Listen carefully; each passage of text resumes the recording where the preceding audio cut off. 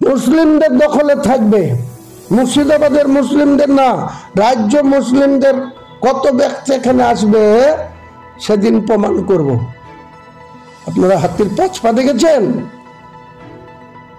মুসলমান ভোট দিয়ে আপনাদের সরকার নির্বাচিত করবে আর আপনারা আরএসএস এর দালালি করবেন মুর্শিদাবাদ জেলায় বিভিন্ন থানাগুলোতে।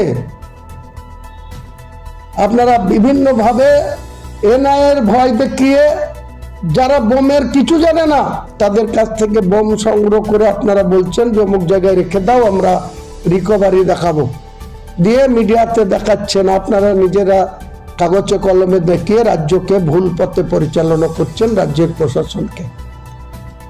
মুর্শিদাবাদ জেলা আমরা কারো বিরুদ্ধে কোনো কথা বলতে চাই না। এখানে সাকারাত সরকার বলেছে রাম মন্দির করব, আবার করুক।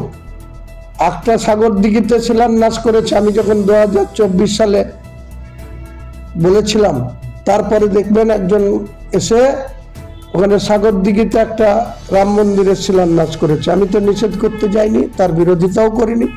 সাকারাত সরকার আবার বলেছে করবে, একটা কেন 26টা ব্লকে 26টা রাম মন্দির হোক।